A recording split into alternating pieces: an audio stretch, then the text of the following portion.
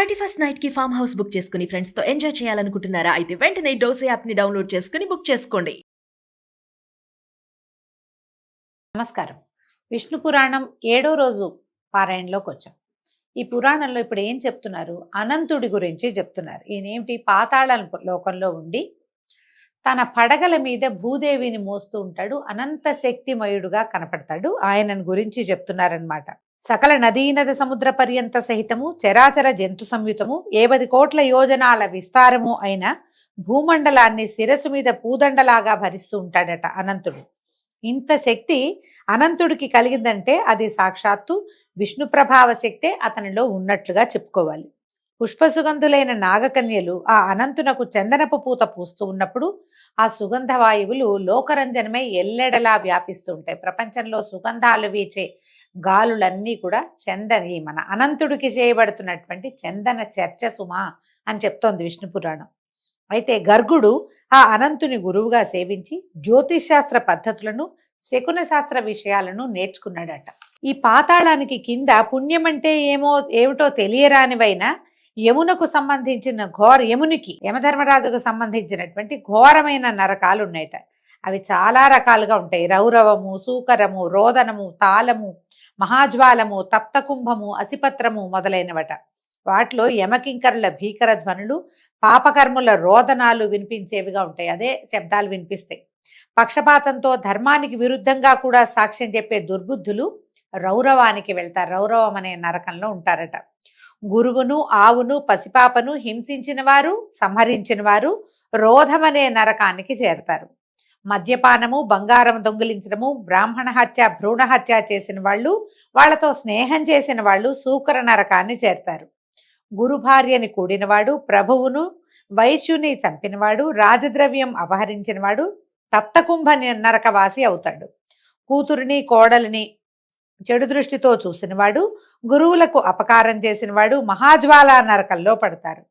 వేదం అమ్మినవారంటే వేద పాఠం చెప్పి ధనం పుచ్చుకునేవారు, వేదమును దూషించిన వారు, పరధనాన్ని అపహరించిన వారు లవణం అనే నరకంలో పడతారట. దేవతలను, గురువులను, బ్రాహ్మణ సమాజాలను నిందించేవారు విలోమం అనే నరకంలో పడతారు. దేవ, ఋషి, అతిథి, పితృపూజలను విడిచిన వారు క్రిమి నరకంలో చేరతారు. అంటే దైవ పూజ చెయ్యరు, దేవాలయాల్ని దూషిస్తారు, స్వధర్మాన్ని విడిచి పరధర్మంలో చేరుతారు కొంతమంది వాళ్ళు.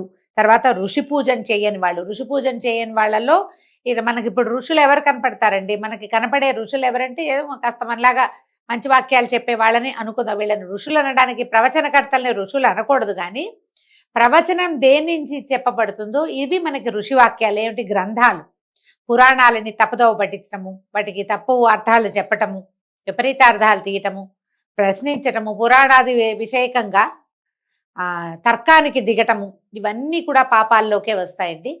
పురాణాల్లోంచి విషయం తీసుకోవాలి, ప్రశ్నించి సమాధానం తీసుకోవాలి, కానీ కుతర్కం కూడదు. అదంతా పాపంగానే పరిణమిస్తుంది. అతిథి, పితృపూజలను విడిచిన వారు అంటే తాత తండ్రులకి తద్దినాలు అవి పెట్టని వాళ్ళు కూడా, నాకు అలవాట్లేదు, నాకు నమ్మకం లేదు లాంటి భావాల్లో వెళ్తే వీళ్ళంతా అక్కడ చేరతారట. నమ్మకం లేకపోయినా మనకు తెలియని విషయాన్ని నమ్మని వాళ్ళు ఇప్పుడు చాలా మంది చేరారండి ఈ కాలంలో. మనకు తెలియదు, మనం చూడలేదు కాబట్టి నమ్మమని. మనకు తెలియకపోయినా చూడకపోయినా ఎంతో ప్రపంచం ఉంది. పద్ధతి ప్రకారం వెళ్తే ఏ సమస్య ఉండదు. ఇలాంటి వాళ్ళంతా క్రిమి నరకంలో చేరతారు. అపవిత్ర దానం పట్టినవాడు, మృష్టాన్నం ఇతరులకు పెట్టక తానే భుజించేవాడు, ఉప్పు, బెల్లము, పాలు, నెయ్యి, మాంసము, తిలలు, తైలము, తేనె, చల్ల, పెరుగు వర్తకం చేసేటువంటి బ్రాహ్మణుడు, పిల్లిని, కోడిని, కుక్కను, మేకను, గొర్రెను పెంచేవాడు, భూతదయ లేనివాడు అయినటువంటి బ్రాహ్మణుడు అధోముఖం అనే నరకంలో పడతాడు. ఈయన లెక్క ప్రకారం అండి, పిల్లులు, కోళ్ళు, కుక్కలు వీటిని బ్రాహ్మణులలో పెంచకూడదట, పనికిరాదని చెప్తున్నారు. పురాణాన్ని కొంత మటుకు తప్పకుండా తీసుకోవాలండి. మరి ఏం చేస్తాం, ఈ కాలం మారింది కదా, పాతకాలపు పద్ధతి. ఎంత చేయగలిగితే అంత చేసుకోవాలి. వీళ్ళు అలాంటి నరకంలో పడిన చెప్పరాని బాధల్ని అనుభవిస్తారట. చేపల్ని పట్టి బతికేవాడు, నాట్య విద్య నేర్చినవాడు లేదా నేర్పినవాడు, విషం పెట్టినవాడు, స్త్రీ వలన బ్రతికేవాడు, ఇల్లు కాల్చినవాడు, ఆశ్రయించిన వారిని తనకు మేలు చేసిన వాళ్ళకి ఎగ్గులు తలపెట్టేవాడు లేదా సంహరించేవాడు, యజ్ఞ సమయంలో సోమాన్ని అమ్మిన బ్రాహ్మణులు కూడా రక్త నరకంలో పడతారు. ఇవన్నీ కూడా బ్రాహ్మణులకు చెప్పబడ్డాయి. వీళ్ళు ఇవన్నీ చేయకూడదట. తేనె పట్లు చెడగొట్టినవాడు, కులగౌరవం చెడగొట్టి బతికేవాడు, గ్రామజనులకు హాని కలిగించేవాడు వైతరిణిలో చేరతారు. ఈ వైతరిణి అనేది చీము నెత్తురుతో దుర్గంధభూయిష్టంగా ఉండే నది అని చెప్తారు. నరక ద్వారానికి ముందు వైతరిణిని దాటాల్సి వస్తుందని చెప్తారు. ఈ వైతరిణిని ప్రతి జీవుడు దాటాలి. చాలా మంది ఏం చేస్తారంటే విధానంగా చెప్తారండి, దశ దానాలు చేయాలి, అందులో ప్రత్యక్ష గోదానం చేస్తే ఆ ఆవు తోక పట్టుకుని జీవుడు వైతరిణిని సులువుగా దాటేస్తాడట. అందులో మునగక్కర్ల, ఆవుతో పాటు వెళ్ళిపోతాడు. అందుకని పెద్దవాళ్ళు దశదానాలు చేయాలని, ప్రత్యక్ష గోదానం విశేషంగా మంచిదని చెప్తారు. ఈ కాలంలో ఏంటంటే తమ సంతానం మీద నమ్మకం లేకపోతే వాళ్ళకి అవకాశం లేదని భావించో, మనం జీవించి ఉండగానే గోదానం చేసుకుందామని భావించి పెద్దవాళ్ళు చాలా మంది ఇవాళ రేపు గోదానం చేస్తున్న వాళ్ళు కనపడతారు. ఆ గోవు వల్ల తమ నరక ద్వారాలని సులువుగా తరిస్తామని నమ్ముతారు. గొర్రెలను పెంచి చంపి వాటి మాంసం అమ్మి జీవించేవాడు, వేటాడి సాధు జంతువులు సంహరించేవాళ్ళు కూడా అగ్నిజ్వాల నరకంలో పడతారు. వ్రతలోపం చేసిన వాళ్ళు, తన కులాచారాన్ని విడిచినవాడు, వంట వండి ముందు తానే భుజించిన వాడు సందంశం అనే నరకంలో కింకర శిక్షలు అనుభవిస్తారట. పగలు నిద్రించే బ్రహ్మచారి, మిత్రఘాతకుడు, కుకమాక మాంస భక్షకులైన వారు నరక బాధలు పొందుతారు. ఇంకా ఇలాంటివి పాపకర్మలను ఏడిపించే నరక భేదాలు చాలా ఉన్నాయట. పాపాలకు తగిన నరకాలున్నాయి. హెచ్చు తక్కువ లేక పాపాత్ములందరికీ అక్కడ శిక్షలు పడుతూ ఉంటాయి. నరకంలో ఉన్నవారు దేవతలను తలెత్తి చూడలేరు. అలాగే దేవతలు కూడా ఆ పాపులను తలలు వంచుకుని అసహ్యంగా చూస్తారట. తలంచి చూస్తారు. తలంచి అంటే చూడరని అర్థం. ఇంకా పుణ్యాత్ములు స్వర్గానికి వెళ్ళి సుఖంగా జీవిస్తున్నట్టుగా పాపాత్ములు నరకానికి వెళ్ళి కష్టాలు చుట్టుకొని ఏడుస్తూ ఉంటారు. దీనంతటికీ సారాన్ని చెప్తున్నారు చూడండి. మనసుకి సంతోషం కలగటం స్వర్గం, దుఃఖం కలగటం నరకం. మేలు స్వర్గం, కీడు నరకం. ఇంతే. ఏదో మనుషుల వల్ల 1,00,000 అవుతూ ఉంటాయి తప్పులు పొరపాట్లు. ఈ చేసిన పాపాలకి తగిన ప్రాయశ్చిత్త కర్మ చేయని వారు నరకయాతనలు అనుభవించక తప్పదు. స్వయంభూవాదులైన మనువులు, స్వయంభువుడు మొదలైనటువంటి మనువులు, మహామునులు మనుషుల పాపాలకు తగిన ప్రాయశ్చిత్తాలని లోకోపకారకాలుగా చెప్పారు. ఆ విధులను లోకానికి ఉపకారం అన్నమాట.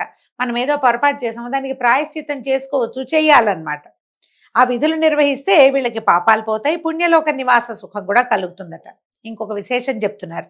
ఆ మనువులు మునులు చెప్పని పాప ప్రాయశ్చిత్తం ఏంటంటే శ్రీమన్నారాయణ నామస్మరణం. దానిని నిశ్చల మనస్సుతో చేసిన వారికి ఎలాంటి పాపమైనా ఇట్టే నిశ్శేషంగా ఎగిరిపోతుంది. మనం కార్తీక పురాణంలో కూడా ఇలా వింటామండి.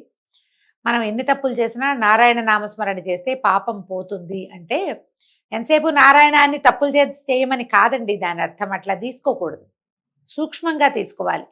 మీరు ఒక పొరపాటు జరిగింది, ఏదో జరిగిపోయింది, కొంత వయసు వచ్చాకైనా జ్ఞానం కలిగి తప్పులు మానేసి నారాయణ నామస్మరణ చేస్తే గనక ఇక తప్పు చేయకూడదు. మళ్ళీ చేస్తే ఇదే అమెండ్మెంట్ అక్కడ అవుతుందని పొరపాటును కూడా అనుకోదు. ఆ పురాణం అట్లా చెప్పటం లేదు. ఈ వాక్యాలు వినేసరికల్లా మనం ఎన్ని పాపాలు చేసినా నారాయణ అంటే పోతుందా అని కుతర్కం చేస్తాం మనం. ఇక పాపం చేయనని ఒట్టు పెట్టుకుని నారాయణుడి మీద అప్పుడు నారాయణ నామస్మరణ చేసుకోవాలి. ఆ తర్వాత ఇంకా చేయకూడదు. మనం పురాణ గాథల్లో ఎలా వింటామంటే అంత్యంలో నారాయణ నామస్మరణ చేశాడు అంటే ఆ తర్వాత ఇంకా వాడు జీవించలేడు ఏ తప్పైనా చేయటానికి. ఏం చెయ్యకపోవటం వల్ల ఇంకా వాడికి ఆ స్వర్గ సుఖమో లేకపోతే నారాయణ సాయుధ్యమో విష్ణు సాయుధ్యమో లభించిందని చెప్తారు. మనం ఒక్కసారి ప్రామిస్ చేసుకుని ఇంకా నేను ఈ పొరపాటు చెయ్యను, జీవితంలో తప్పులు చేయకుండా ఉంటానని భగవన్నామ స్మరణలోకి దిగిన వాడికి పాత పాపాలేవి అతని వెంట రావు. నువ్వు మళ్ళీ చేస్తే చేసిన పుణ్యం కూడా పోతుంది, నారాయణ నామస్మరణ కూడా ఎగిరిపోతుంది. ఏ వ్రతాలు, పూజలు, జపాలు, తపాలు, ఆరాధనలు, దాన ధర్మాలు చేసినా కూడా పోని పాపము అచ్యుత గోవింద హరే ముకుంద నమస్తే అని మనస వాచ శ్రీహరి ధ్యాన స్మరణ గనక చేస్తే రూపు మాసిపోతుంది. జన్మాంతమందు పరమపద ప్రాప్తి కలుగుతుంది, పునర్జన్మ మరి కలుగదు. వాసుదేవనామం భక్తి బీజం. దానిని నిశ్చల మనస్కుడై రేయింబవళ్ళు భజించేవాడు విష్ణులోక వాసుడవుతాడు గాని నరకము చేరడు, చూడడు కూడా. వాడికి ఏ పాపం కూడా అంటదట. కోపం పాపానికి, శాంతమేమో పుణ్యానికి మూలాలు. దుఃఖము సుఖము వాటి వల్లే కలుగుతాయి. ఈ పాపాన్ని రూపమాపి సుఖాన్ని కలిగించేదే జ్ఞానం. దానికి మూలమే హరినామ సంకీర్తనం అని చెప్పగా విని శిష్యుడైన మైత్రేయుడు ఇట్లా అడిగాడట, గురుదేవ భువర్లోకాదులకు సంబంధించిన కథలు చెప్పు, మిగిలిన లోకాల గురించి చెప్పమన్నారు. ఇప్పుడు చెప్తున్నాడు ఈయన. మైత్రేయ, ఇది చాలా శ్రద్ధగా వినవలసిన విషయము. సూర్యచంద్రుల కాంతులతోటి కళకళ్లాడుతూ సాగర కుల పర్వత ద్వీపాలతో ఒప్పుతోంది భూమి. ఈ భూమి ఎంత విరివి కలదో గగనం కూడా అంతే పరిమాణం. అంటే భూమి ఎంత పెద్దదో ఆకాశం కూడా అంతా ఉంటుందట. ఈ రెండిటికి హద్దులు లేవు. లోకాలు ఎంత పెద్దవో చెప్తున్నారండి. భూమండలానికి 1,00,000 యోజనాల పైన ఉంటుంది సూర్యమండలం. అలాగే చంద్రమండలం కూడా అంత దూరంలోనే ఉంటుంది. చంద్రమండలానికి అన్ని యోజనాల దూరంలో నక్షత్ర మండలం, దానికి 2,00,000 యోజనాల దూరంలో బుధమండలం, దానికి అంతే దూరంలో శుక్రమండలం, దానికి అంతే ప్రమాణంలో అంగారక మండలం, దానికి 2,00,000 యోజనాల దూరంలో బృహస్పతి మండలం, దానికి అంతే దూరాన శనేశ్వర మండలం, దానికి 1,00,000 యోజనాల దూరాన సప్తర్షి మండలం, దానికి అంతే దూరంలో ధ్రువ మండలం ఉన్నాయి. ఆ ధ్రువుడికి జ్యోతిష్ చక్రం ఎలా ఉంటుందంటే అదంతా అంగవిభూషంగా కనపడుతుంది. ఆ ధ్రువ మండలానికి 1,00,000 యోజనాల పైన మహర్లోకం ఉందట. దానిపైన 2 పైన జనర్లోకం, తర్వాత కల్పాంతవాసులైన దాంట్లో ఈ జనోలోకంలో ఈ కల్పాంతం వరకు జీవించి ఉండేటువంటి సనకాది యోగులు ఉంటారట. దానికి 4 దూరంలో తపోలోకం ఉంటుందట. దానికి 4 పైన సత్యలోకం. ఈ సత్యలోకంలో ఉండేటువంటి మహాత్ములు పునర్జన్మ బాధ ఉండదు, వాళ్ళకి మళ్ళీ పుట్టరు. వాళ్ళు హాయిగా సత్యలోకంలో బ్రహ్మదేవుడితో పాటు హాయిగా ఉంటారు. అడుగుల చేత నడవదగింది మేదిని, అదే భూలోకం. భూమి నుంచి సూర్యమండలం వరకు ఉన్నది భువర్లోకం. సూర్యమండలం నుంచి పైన ధ్రువమండలం దాకా ఉండేది స్వర్లోకం. ఆ ఈ భువము స్వర్లోకము కల్పితాలు. అయితే జనలోకము, తపలోకము, సత్యలోకాలు కల్పితాలు కావు. ఈ లోకాలన్నీ కొంచెం విచిత్రంగా ఉంటాయండి. మనకు అర్థం అవ్వవు, మనం తెలుసుకోలేకపోతాం కదా. కాకపోతే పురాణంలో ఉన్నది కాబట్టి మనం శాస్త్రంగా చెప్పుకుంటున్నాం అంతే. అయితే జన తపస్సత్య లోకాలు కల్పితాలు కావు. ఈ 6ంటికి నడువనున్నది మహర్లోకం. ఇది కల్పాంత సమయంలో, అంటే మన ప్రపంచం అంతా జలమయం అయిపోతుంది, విష్ణుమూర్తి వటపత్ర సాయిగా వస్తాడు అని చెప్పుకుంటాం కదా. అప్పటికి కొంత నశిస్తాయిట, కొంత స్థిరంగా ఉంటుందట. ఇట్లా చరాచర భూతకోటితోటి 14 లోకాల బ్రహ్మాండము వెలగపండులాగా ఉంటుందట. మొత్తం గుండ్రంగా ఉంటుంది అని చెప్తున్నారు. బ్రహ్మాండానికి వెలుపల బహువిస్తారంగా జలం చుట్టి ఉంటుంది. ఈ బ్రహ్మాండం మొత్తానికి చుట్టూత జలం ఉంది. మనకు కూడా తెలుసు, అది మనం సోషల్ పాఠాల్లో చెప్తుంటారు కదా.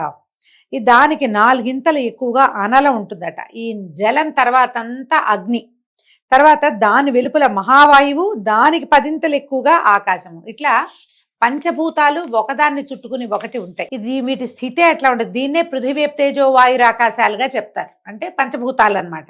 ఈ భూత పంచకాన్ని ఆవరించి మహత్తు దాని వెలుపల భాగంలో ప్రధాన పురుష సంయుతమై ఉంటుంది. ఇదన్నిటికీ మొత్తానికి విష్ణుమాయాశక్తి ఆక్రమించి ఉంటుంది. ప్రపంచం మొత్తాన్ని, భూమండలాన్ని చుట్టుకుని ఉన్నటువంటి బ్రహ్మాండ మండలము, ఆ తర్వాత ఉన్నటువంటి నీరు, నిప్పు, ఆకాశము, గాలి, ఆకాశం, వీటన్నిటినీ విష్ణుమాయ ఆవరించి ఉంటుంది.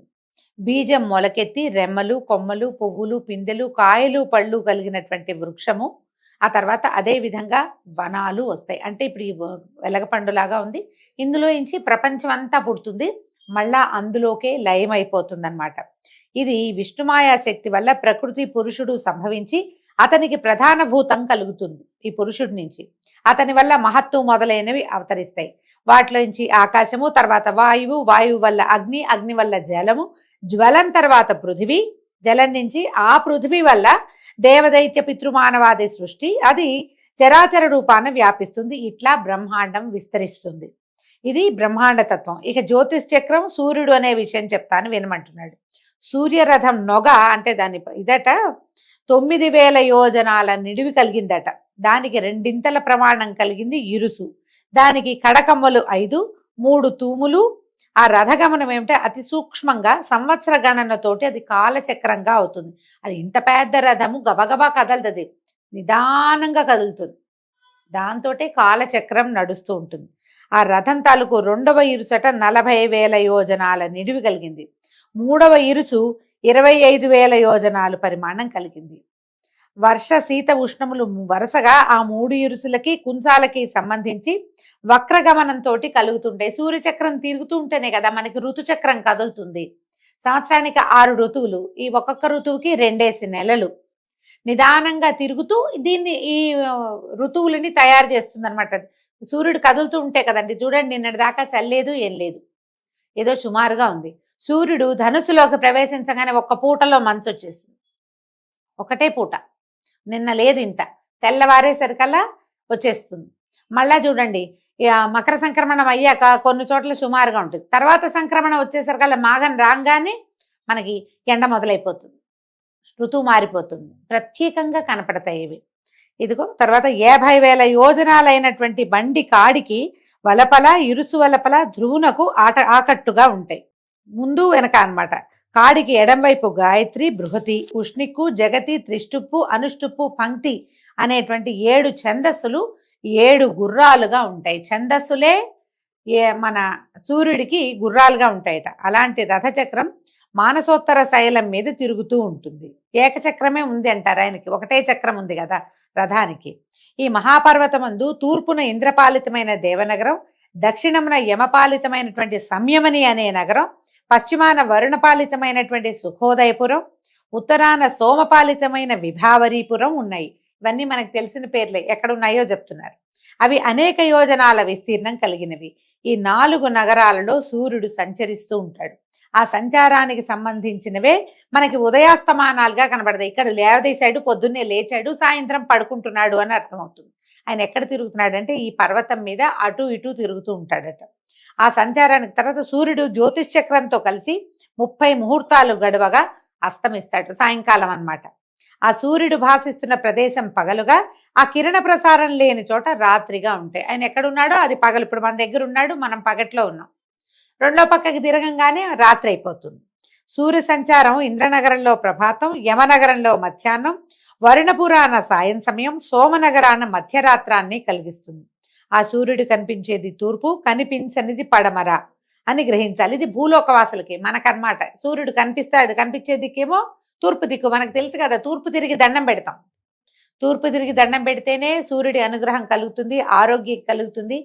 ఏ పనికైనా సమాధానం లభించేది సూర్యుడి వైపు చూస్తేనే. పడమరేమిటి, సాయంకాలం అయ్యేసరికల్లా ఎర్రగా అవుతుంది, ఒక గంట గడిచేసరికల్లా వెళ్ళిపోతాడు. కానీ పొద్దుటించి చాలాసేపు సూర్యుడు మీ తూర్పు మీద ఉంటాడు. సూర్యుడు మకర రాశి ప్రవేశం మొదలు మిథునం వరకు జరిగే సమయాన్ని ఉత్తరాయణం అంటాం. కటక రాశి నుంచి ధనురాశి వరకు జరిగేటటువంటి సంచారాన్ని దక్షిణాయనం అని లెక్క. మానవ లోకానికి ఉత్తరాన ఉన్న ఆ మేరు శిఖరాన బ్రహ్మసభ ఉంది. సూర్యుడు దానికి ఏం చేస్తాడు, ప్రదక్షిణ గతిగా తిరుగుతాడట. మేరు ప్రదక్షిణీ కుర్వాణం అని చెప్తాం. ఈ సత్యనారాయణ వ్రతం చేసేటప్పుడు, మండపారాధన చేసినప్పుడు నవగ్రహాలన్నిటినీ వాటి స్థానాల్లో ఒక తమలపాకు పెట్టండి, దాంట్లో ఒక వక్క, ఒక తర్వాత ఒక ఖర్జూరం, ఒక రూపాయి కాసు, ఓ పువ్వు, అక్షింతలు పెట్టి సమర్పిస్తారు. ఆ మంత్రాలు మీరు శ్రద్ధగా వింటే వినపడుతుంది. మేరు ప్రదక్షిణీ కుర్వాణం అని. ప్రదక్షిణగా తిరుగుతాడు, మేరు పర్వతానికి ప్రదక్షిణగా తిరుగుతాడు సూర్యుడు. ఆ వాక్యం ఇక్కడ చెప్తున్నారు. ప్రదక్షిణ గతిలో సవాహనం సశక్తిం పత్నీపుత్ర పరివార సమేతం సూర్యగ్రహం ఆవాహయామి స్థాపయామి పూజయామి అని ఈ మంత్రం చెప్తారు. మీరు శ్రద్ధగా విని అటు ఇటు పనులలోకి వెళ్ళిపోకుండా కనుక వింటే ఏ గ్రహం మేరుకి ఎలా తిరుగుతుందో, ఎక్కడ ఉన్నారో, సూర్యగ్రహానికి తూర్పున ఎవరున్నారు, పడమటిన ఎవరున్నారు మనకి క్లియర్గా తెలుస్తుందండి. అదే మనం ఇక్కడ వింటున్నాం అంతే. ప్రదక్షిణగా తిరుగుతాడు. ఆ సంచారం పైన జరుగుతున్నప్పుడు, పైన జరుగుతుంటే ఉత్తరాయణము, కింద జరుగుతుంటే దక్షిణాయనము అంటారు. దాన్నే మనం ఏం చెప్పుకుంటున్నాము, ఈ మకర సంక్రాంతి నుంచి ఆషాఢం వరకు, మిథునం వరకు జరిగేది ఉత్తరాయణం అని, జ్యేష్ఠమాసం దాకా. అక్కడి నుంచి మొదలుపెట్టి మళ్ళా సంక్రాంతి దాకా జరిగేది దక్షిణాయనం అని చెప్తాం. ఉత్తరాయణ పుణ్యకాలం ఎప్పుడు వస్తుంది, మకర సంక్రమణ సంక్రాంతి పండుగ రోజు నుంచి వస్తుంది. సూర్యుడి యొక్క కదలికల్ని బట్టే ఇవి మనకి క్లియర్గా కనపడతాయి. 6 నెలలు దేవతల నిద్రాకాలము, 6 నెలలు దేవతల మెలకువ కాలము అని చెప్పబడేది సూర్య గతి వల్లే కుదురుతుంది. అది మళ్ళా ఇందులో ఇంకో లెక్క ఉందండి. ఈ ఉత్తరాయణానికి పగళ్ళు ఎక్కువ, రాత్రులు తక్కువ. దక్షిణాయనానికి అది మార్పుగా ఉంటుంది. రాత్రి పగళ్లలో తేడా. ఇప్పుడైతే మరీ కనపడుతుంది. తెల్లారి 5ంటికి నిద్రలేచిన అంటే 9 అయిపోతుంది. సాయంత్రం 4 నుంచి ఇక సమయమే గడవదు. సమయం గడిచినట్టు ఉండదు. పగలైపోయి రాత్రిలోకి ప్రవేశిస్తుంది. ఆ రాత్రి గడిచినట్టుగా ఉండదన్నమాట. సూర్యుడు మేషరాశి తులారాశుల్లో ఉన్నప్పుడు వాటికి విషువత్పుణ్యకాలములని వ్యవహారం. ఆ కాలంలో పగలు రాత్రి సమానంగా ఉంటాయి. అయితే అహోరాత్రముల 30 ముహూర్తాలను 12 రాశులను ప్రవర్తించడం కనపడుతుంది. ఒక్కొక్క రాశి యందు 2 నక్షత్రాలు, ఒక్కొక్క పాదం లెక్కన 27 నక్షత్రాల్లోనూ సక్రమంగా ప్రవర్తిస్తాడు. ఈ 2 చోట్ల విషువత్పుణ్య కాలాల్లో మాత్రమే అన్నమాట. అది ఎప్పుడు మేషరాశిలోను తులారాశిలో. తుల అంటే ఏంది మనకి క్లియర్గా కనపడేది కార్తీక మాసంలో సగభాగం, అప్పుడేం ఉండదు, అప్పుడంతా ఈవెన్గా ఉంటుంది. ఉత్తరాయణంలో సూర్యుడు పగలు 13:30 నక్షత్రాలను 18 ముహూర్తాల్లోనూ సంచరిస్తాడు. రాత్రి శీఘ్రగమనుడై అన్ని నక్షత్రాల్లోనూ 18 ముహూర్తాలకే అస్తమించేస్తాడు. ఈ చక్ర సంచారాన్ని అనుసరించి అహోరాత్రాలు సమాన అధిక హీనములుగా అవుతూ ఉంటాయి. కుమ్మరి సారె వలె కాలచక్రం వడిగా తిరిగేటప్పుడు దాని నడుమన సూర్యుడు మందగమనుడై తిరుగుతూ నభస్థలమున వెలుగు కలిగించి, నభస్థలం అంటే ఆకాశం అండి, మేరుగురి చుట్టూతా ప్రదక్షిణ చేస్తాడు. ఇలా వడిగా కాలచక్రం తిరుగుతూ ఉంటే గనక ధ్రువుడు అంటే ధ్రువ నక్షత్రం అని చెప్పుకున్నాం, మన ముందు కాథల్లో వచ్చాడు కదా, అతను మందగమనుడుగా ఉంటాడట. ఈ విధంగా కాలాత్ముడైన సూర్యుడు కనిపించడము కనిపించకపోవటం వల్ల పగలు రాత్రి వ్యుష్టి ఉష అనే సంజ్ఞలు కలవి అవుతాయి. వాటి మధ్యకాలాన్ని సంధ్యాకాలం అని చెప్తారు, సాయం సంధ్య అని చెప్తారు. ప్రత్యేకంగా మధ్యకాలాన్ని సంధ్య అంటారు. సూర్య తేజస్సు రాత్రులేందు అగ్నికి చేరుతుంది. పగటిపూట అతని నుంచి మళ్ళీ సూర్యుడికి సంక్రమిస్తుంది. కాబట్టి సూర్యుడు పగలు తేజోమూర్తి కాగా రాత్రి అగ్ని దివ్య ప్రభతోటి కనిపిస్తాడు. అందుకని చూడండి, చిన్న దీపం పెట్టినా ఇల్లంతా కాంతి వస్తుంది. ఎందుకంటే సూర్యుడి తాలూకు ప్రభ అగ్నిలో ప్రవేశించడం వల్లే అని విష్ణు పురాణం ప్రత్యేకంగా తెలియజేస్తుంది. మనం ఏమనుకుంటాం అంటే చుట్టూతా చీకటి ఉంది కాబట్టి ఈ చిన్న దివ్య బాగా వెలుగుతోంది అని చెప్పుకుంటాం. కానీ పురాణం అట్లా చెప్పట్ల. రాత్రిపూట అగ్నికే ఈ సూర్యదీప్తి కలుస్తుంది కాబట్టి బాగా కనపడతాడు అంటున్నారు. ఉదయ సంధ్యా సమయాలలో సూర్య తేజస్సు నీళ్లలో ప్రవేశించి ఆకాశం మీదే ప్రతిఫలిస్తుంది. ఆ విధంగా ప్రభాత సాయంకాలాలు అరుణరాగాలు అవుతాయి. దీనివల్లే పొద్దున్నే ఆకాశం ఎర్రగా కనపడుతుంది, మళ్ళీ సాయంకాలాలు కూడా అదే ఎరుపు కనిపిస్తుంది. చూడండి, ఈ సంధ్యాకాలములందు మందేహులనే రాక్షసులు సూర్యమండలాన్ని భక్షించడానికి మూగుతారట. మందేహులు అని చెప్తారు. సాయంకాలం ఉదయము ఇట్లా వచ్చేస్తారట వాళ్ళు. ఆ సమయమందు బ్రాహ్మణులు వైదిక పద్ధతిని ఓంకారపూర్వకంగా గాయత్రిని జపించి భక్తితో అర్ఘ్యం ఇవ్వాలి. ఆ నీరు వజ్రరూపమై ఆ రాకాశ మూకలను చెడగొట్టుతూ సూర్యునకు తేజస్సుని కలిగిస్తుంది. ఈ విధంగా ప్రతిదినము ఆ రాక్షసులకు అగ్నిహోత్ర ప్రాణాహుతులతోటి హాని కలుగుతూ సూర్యునకు సహజమైన తేజస్సు సంఘటితం అవుతూ ఉంటుంది. ఆ తేజస్సు భువన జీవనానికి ఆధారం అవుతుంది. కనుక బ్రాహ్మణులు సంధ్యావిధులు ఆ కాలంలందు తప్పక చేస్తూ ఉండాలి. ఉభయ సంధ్యలందు అగ్నిహోత్ర విధిని నిర్వహించాలి. దీనికి వివరం ఒకటి చెప్పుకుందామండి. కాలానుసారంగా సంధ్యోపాసన చేయక అగ్నిహోత్ర విధిని ఆచరింపక ప్రవర్తించే బ్రాహ్మణుడు ఎంత యోగ్యుడైనా సూర్యద్రోహి అవుతాడు. ఈ విధంగా సూర్యుడు వైఖానసాది బ్రాహ్మణుల వల్ల రక్షణ కలవాడై కాలం గడుపుతూ జగాలను పరిపాలిస్తాడు. ఆ దేవదేవుని ఉదయాదిగా 3 ముహూర్తాలు, ప్రాతస్సంగమ, మధ్యాహ్న, అపరాహ్న, సాయాహ్నాలుగా 5 విధాలుగా కాలం వ్యవహరింపబడుతుంది. ఇది వరకు పూర్వకాలాల్లోనండి తప్పకుండా బ్రాహ్మణులు ఈ విధి నిర్వహించేవాళ్ళు. వాళ్ళు ఈ విధి నిర్వహించడం కోసమే మిగిలిన వాళ్ళందరూ వాళ్ళని సేవించాలి. ఎందుకంటే అందరికీ భూమి మీద ఉన్న ప్రతి ప్రాణికి సూర్యుడు అవసరం.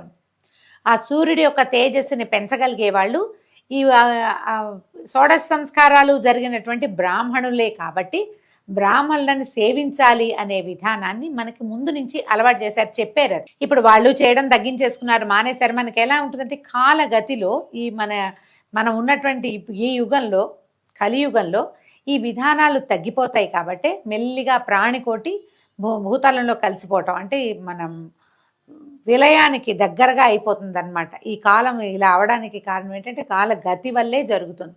మనుషులు సాయం సంధ్యాది విధులు మానేస్తారు, సంధ్యా విధులే మానేస్తారు. కనీసం ఉదయ సంధ్య చేసేవాళ్ళైనా ఇంకా కొంతమంది ఉన్నారు మనకి.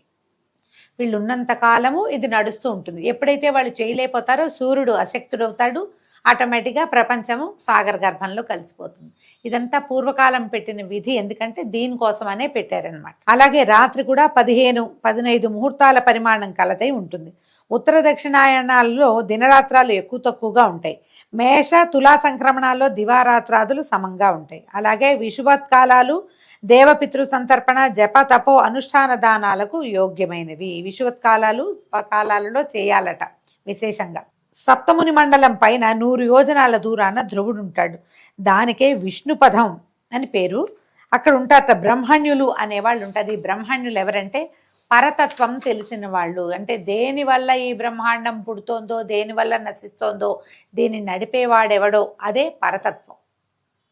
ఆ తత్వం తెలిసిన వాళ్ళు అక్కడ ఉంటారు. వాళ్ళు ఏం చేస్తారు? నిత్యము అష్టాక్షర జపపరాయణులై చిదానందంతో త్వం విష్ణో పరమం పదం అంటూ భక్తులు విష్ణు ధ్యాన నిమగ్నులై అక్కడ ఉంటారు. ధ్రువ మండలంలో విష్ణు పదంలో ఉంటారట. ఆ విష్ణు పదమునందు విష్ణు పాదము నుంచి భువన పావని అయిన గంగ ఉద్భవించి శివ జటాజూటాన్ని అలంకరించి సప్తముని మండలాన్ని పావనం చేసింది. అక్కడి నుంచి చంద్రమండలానికి చేరి చంద్రకిరణాల నుంచి స్రవించే అమృతంతో మెరుగెక్కి మేరుగిరికి చేరింది. అక్కడ అమరావతికి నలుదిక్కుల సీత, అలకనంద, చక్షువు, భద్ర అనే పేర్లతోటి ప్రవహించి అలకనంద శివుని జటాజూటమకుటం నుంచి భగీరథుని ప్రయత్నం చేత భూమండలానికి దిగి పాతాళాన ప్రవేశించి అక్కడ కపిలగోపాగ్ని జ్వాలలతో బూదిరాశులై ఉన్నటువంటి సగరపుత్రులను పవిత్రులను చేసింది. తర్వాత దక్షిణ సముద్రంలో గంగ కలిసిపోయింది. ఈ కథంతా మనకు తెలుసు. దేవదేవుడైన వాసుదేవుడు ఆ పావన నదీ తీరములందుండి తనను సేవించు వారికి ముక్తి మార్గాన్ని చూపుతాడు.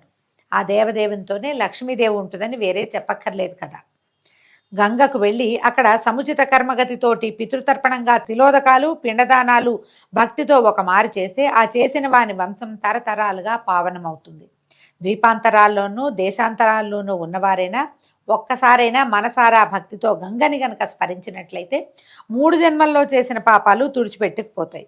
ప్రభాత కాలంలో గంగానది గంగానది గంగానది అని గంగానామస్మరణ చేస్తే శుభాలు కలుగుతాయి. పొద్దున్నే అన్నమాట, పొద్దున్నే గంగానామస్మరణ చేయండి, చాలా మంచిది అని చెప్తారు. మనకి కార్తీక స్నానాలప్పుడు చెప్తారండి, మన ఇంట్లో బకెట్లో నీళ్ళతో మగ్గెత్తు నెత్తి మీద పోసుకున్న హరగంగే హరగంగే అనుకోండి, అప్పుడు ఈ నీళ్లు గంగతో సమానం అవుతాయి అంటారు.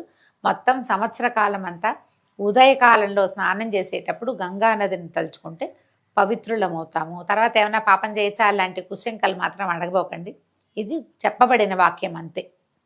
ఇప్పుడు మనం ఏదైనా ఒక మంచి మాట మాట్లాడామనుకోండి, చెడు చేసేటప్పుడు అది జ్ఞాపకం రావాలి. మనం పొద్దున ఇంత మంచి పని చేసాం, పొద్దునే గంగానదిని తలుచుకుని పవిత్రులమయ్యాము, ఈ పాడు పని ఎందుకు చేయాలి అన్న ప్రశ్న రావాలి. మనకి తర్కం ఎక్కడ ఉండాలి అక్కడ ఉండాలి. తర్కం ఉండాల్సింది మనని మనం ప్రశ్నించుకునేటప్పుడు తర్కం, అప్పుడు లాజిక్. మనం ఎవరినైనా ప్రశ్నించేటప్పుడు బోల్డ్ కుతర్కాలు వస్తాయి. మనకి సొంతానికి ప్రశ్నలు అసలు ఉండనే ఉండవు. మనం ఏది చేస్తే అదే కరెక్ట్ అనిపిస్తుంది. ఆ విధానమే మార్చుకోవాలి. మనం ఇలాంటివి వినేటప్పుడు ఏంటంటే ఇందులో కుతర్కానికి తావివ్వదు. చెప్పబడిన విధానంగా జీవించగలమేమో చూసి ప్రయత్నం చేయాలన్నదే. ఈ విధంగా లోకపావని అయిన గంగానదికి జన్మస్థానమైన విష్ణుపదమునందు ఆకాశమంతా తానే అయి హరిని ఆత్మలో ధ్యానిస్తూ శింశుమార ప్రజాపతి మకర రూపంతో ఉంటాడు. ఆ మకర పుచ్చమునందే ధ్రువుడు ఉంటాడు. శింశుమారం అంటే పైనుంచి మనకి చిన్న మొసలి పిల్లట, ఆ స్వరూపంలోనే ఉంటాడట ఆయన. ఈ శింశుమార చక్రం సూర్యచంద్రాది గ్రహాలను నక్షత్రాలను తిప్పుతూ తాను కూడా తిరుగుతుంది. అది ఇట్లా గుండ్రంగా తిరుగుతుందట. నాసా వాళ్ళు ఇలాంటి ఒక పిక్చర్ తీశారని ఆ మధ్య వచ్చిందండి. అది ఎట్లా ఉందంటే ఒక మొసలి పిల్లలాగా దాని మూతి పొడవుగా, తోక ఇట్లా. బ్రహ్మాండ పురుషుడు ఈ స్వరూపంలో ఉంటాడని చెప్తారు. అయితే సూర్యచంద్రాదులు వాయునాళాల చేత ధ్రువుని యందు దృఢంగా కలిసి ఉంటారట. ఆ శింశుమారుడు హరిని గూర్చి తపస్సు చేసి జ్యోతిష్ చక్రంలో ఉంటాడు. ఆ విధంగానే ధ్రువుడు తపస్సు చేసి ఆ శింశుమారం యొక్క అంటే ఈ మొసలి యొక్క తోకలో ఉన్నాడట, తోక భాగం దగ్గర ఉంటాడు అతను. ఈ విధంగా మహావిష్ణువు శింశుమార చక్రానికి ఆధారం అయ్యాడు. శింశుమారుడు ధ్రువుని చేతికి ఆధారమవుతాడు. సూర్యునకు ఆధారం ధ్రువుడు. సూర్యుడు దేవాసుర మానవ లోకాలకు ఆధారమయ్యి సమస్త భూతకోటికి అన్నపానాదుల చేత సంతృప్తి కలిగిస్తున్నాడు. ఎట్లా సూర్యుడు మన అన్నపానాదులకి ఆధారం అయ్యాడో రేపు ఉదయం తెలుసుకుందామండి. అంతవరకు సెలవు. నమస్కారం.